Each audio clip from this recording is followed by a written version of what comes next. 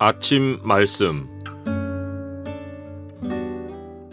오늘 본문 말씀은 신명기 6장 1절에서 9절입니다.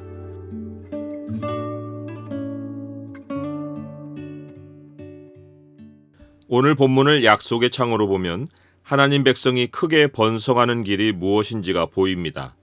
약속의 창을 보여주는 구절은 6장 3절입니다. 이스라엘아, 듣고 삼가 그것을 행하라. 그리하면 내가 복을 받고 내 조상들의 하나님 여호와께서 내게 허락하심과 같이 젖과 꿀이 흐르는 땅에서 내가 크게 번성하리라. 십계명이 주어졌어도 약속의 땅으로 들어간 이스라엘 백성의 역사에 한 번도 우상 숭배가 없었던 적이 없습니다. 마침내는 우상 숭배로 나라가 망했습니다. 하나님이 가장 심각하게 다루시는 죄가 우상 숭배여서 십계명의 제1계명에 하나님 외에 다른 신을 두지 말라고 하신 것인데, 이스라엘 백성은 하나님을 유일한 여호와, 즉 유일한 주로 섬기지 않아서 삶에서 고통을 겪고 심판을 당했습니다. 그 배후에는 그들이 하나님 말씀에 무지한 이유가 있었습니다. 이사야 선지자는 그러므로 내 백성이 무지함으로 말미암아 사로잡힐 것이요 그들의 귀한 자는 굶주릴 것이요 무리는 목마를 것이라 했습니다. 우리가 세상에 끌려다니고 일상의 필요가 채워지지 않아 양식 걱정을 하고 뭔가 부족한 목마름이 있다면 그 이유도 하나님에 대해 무지하기 때문입니다. 하나님에 대한 무지는 하나님을 모르는 것으로 끝나지 않습니다. 다른 것을 하나님처럼 의지하게 만들어서 심각한 우상 숭배의 죄에서 맴돌며 살게 만듭니다. 그래서 이스라엘 백성의 삶에 가장 중요하게 있어야 할 것은 젖과 꿀이 흐르는 땅이 아니었습니다. 환경이 갖춰져도 복은 그냥 찾아오지 않습니다. 그들이 땅에서 복이 있으려면 하나님의 말씀을 듣고 삼가 행해야 했습니다. 하나님은 땅을 주실 때 복도 함께 허락하셨지만 허락된 복이 현실이 되려면 율법을 순종하는 것이 전제 조건이었습니다. 모세는 이스라엘아, 듣고 삼가 그것을 행하라. 그리하면 내가 복을 받고 내 조상들의 하나님 여호와께서 내게 허락하심과 같이 젖과 꿀이 흐르는 땅에서 내가 크게 번성하리라고 했습니다. 삼가 행할 율법 가운데 유일한 하나님만 섬기라는 계명은 하나님 백성이 순종해야 할 최고의 계명이었습니다.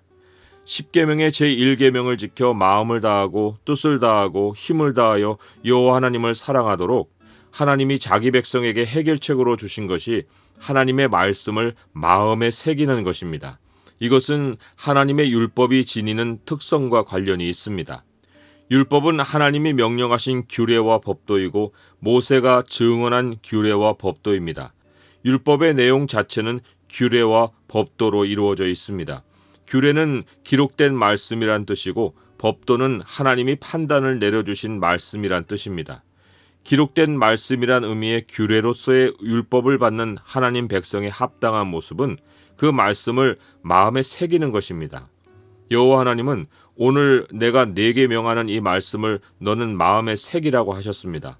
모세는 백성들의 요청으로 그들을 대신하여 하나님께 말씀을 받아 전하고 기록으로 남겨주었지만 하나님이 더 원하신 것은 백성이 각자 자기 마음을 서판으로 삼아 마음에 하나님 말씀을 새겨 간직하는 것이었습니다.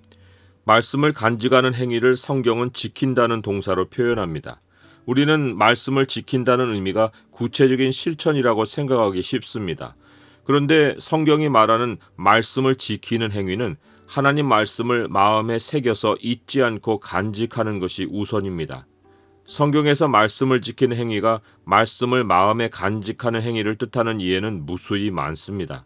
잠언에 특히 많은 예가 나오는데 하나 예를 들면 아버지가 내게 가르쳐 이르기를 내 말을 내 마음에 두라. 내 명령을 지키라. 그리하면 살리라는 말씀입니다.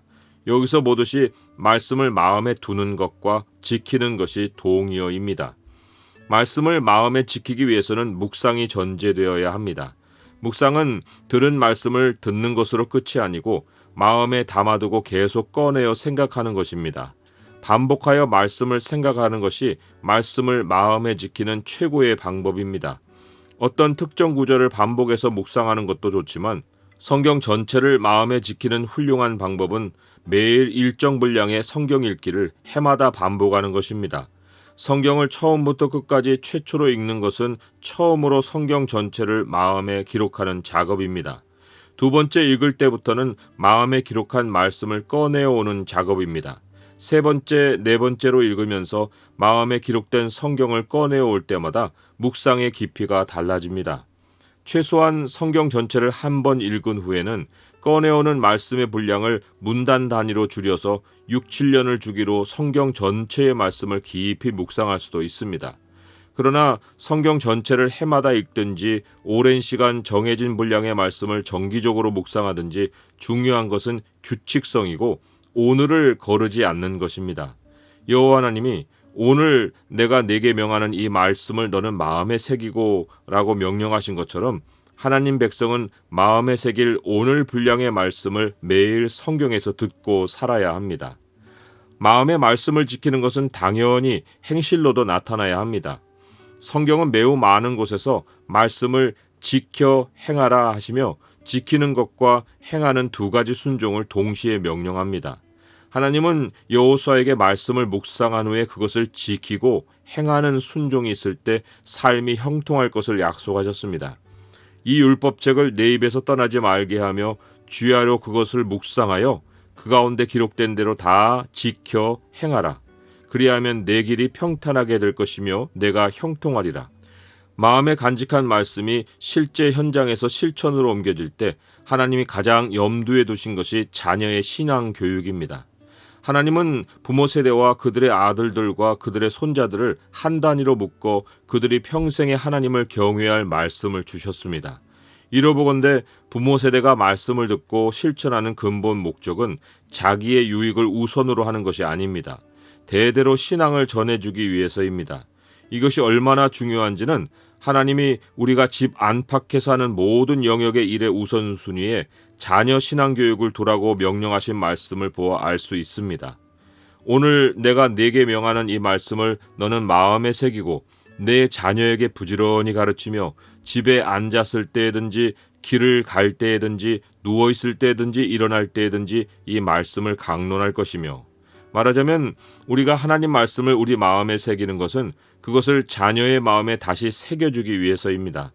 이스라엘 백성의 부모 세대는 하나님 말씀을 직접 듣는 것이 두려워 모세가 대신 듣고 규례를 전해주었지만 그들의 자녀에게는 그들이 모세가 되어 말씀을 자녀들에게 전해주어야 합니다. 앉았을 때나 길을 갈 때나 자녀에게 신앙을 전해야 하는 목적을 실천하는 사람에게 하나님이 복을 주어 대대로 그의 날을 장구하게 하고 번성하게 하십니다. 율법은 기록된 규례만이 아니라 하나님이 판결하신 법도여서 집 안팎의 현장에서 하나님 백성이 지니고 살아야 할 실제적 판단 기준입니다. 율법을 손목에 매어 기호로 삼는 것은 손으로 하는 모든 일을 할 때마다 손과 함께 말씀을 주목해서 일의 판단 기준으로 삼으라는 뜻입니다. 율법을 두 눈썹 사이인 미간에 붙여 표로 삼는 것은 모든 생각 중심에, 특히 앞일을 판단할 때 하나님의 말씀을 판단 기준으로 삼으라는 뜻입니다. 또한 집 문설주와 바깥문, 즉 자기 집 문과 성읍의 성문에 말씀을 기록하는 것은 하나님 백성이 집 안팎으로 출입할 때 집에서나 밖에서나 하나님의 말씀을 한 가지 판단 기준으로 삼고 살라는 뜻입니다. 유일한 여호와 하나님, 곧 우리 주 예수 그리스도를 섬기는 그리스도인은 자기의 모든 장점과 특기보다 하나님 말씀을 따라 사는 것이 자기 정체성의 특색이어야 합니다. 돈과 명예로 가문을 세우기보다 신앙을 전수하는 것이 집안의 특색이어야 합니다. 하나님 말씀은 인생 자투리 시간에 잠깐 눈으로 보는 5분짜리 글이 아닙니다. 한 인생을 세우고 한 가문을 세우는 기둥입니다. 세대에서 세대로 하나님 말씀이 전해져서 여호와 경외가 대대로 이어지는 집안에 하나님은 부모 세대와 자녀 세대와 자녀의 자녀 세대까지 평생토록 하나님이 허락하신 복으로 응답하십니다.